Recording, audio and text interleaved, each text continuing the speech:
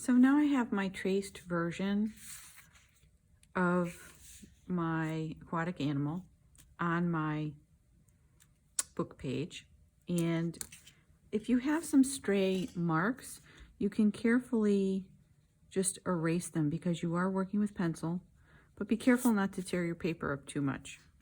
Okay, and if you have some areas that you can't really see the line that well, you could take your pencil and go back in and darken the line a little bit so that you could see it.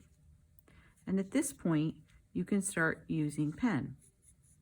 So you can use ballpoint pen like this, and you can use a very fine point, ultra fine point Sharpie. The only problem with the ultra fine point Sharpie on this type of paper, whether it's newspaper or this old book page that's not very slick, is that it will tend to bleed into the paper. So you're better off using a ballpoint pen like this. This is a gel pen. If you don't have a gel pen, you can use a regular black pen. And if you don't have any black pens, you could certainly do this in colored pencil with a black colored pencil. So you can start going around some of the lines that you've created in pencil so you can see the image better. And then what you're going to do is look back at your reference picture and start to figure out, okay, where are the darker areas? Where are the lighter areas of this?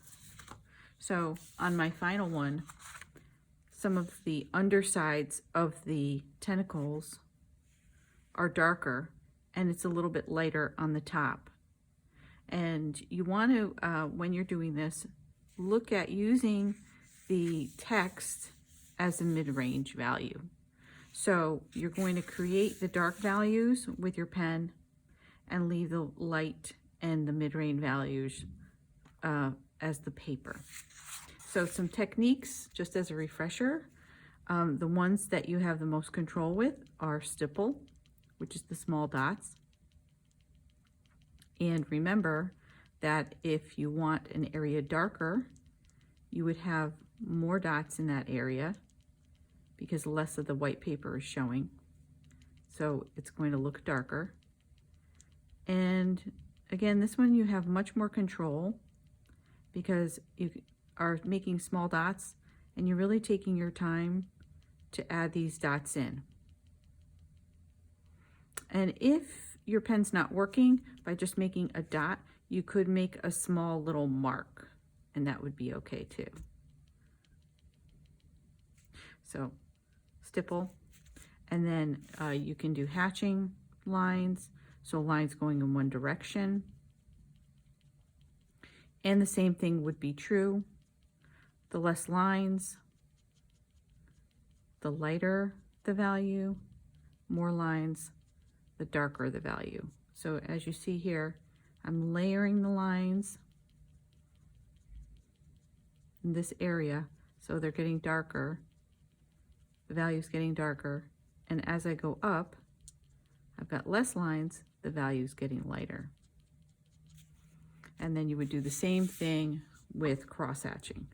And this might be for an area where you find it very dark and you want very, very dark value. So in this, in cross-hatching, it would be exactly the same as the other two. The darkest values would have the most lines. The lightest values would have the least amount of lines. And in cross-hatching, you can go two directions. And if you really want it even darker, you can go multiple directions. So I can add to this.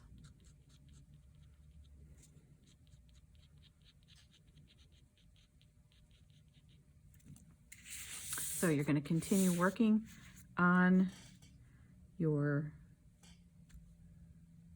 creature, your aquatic animal,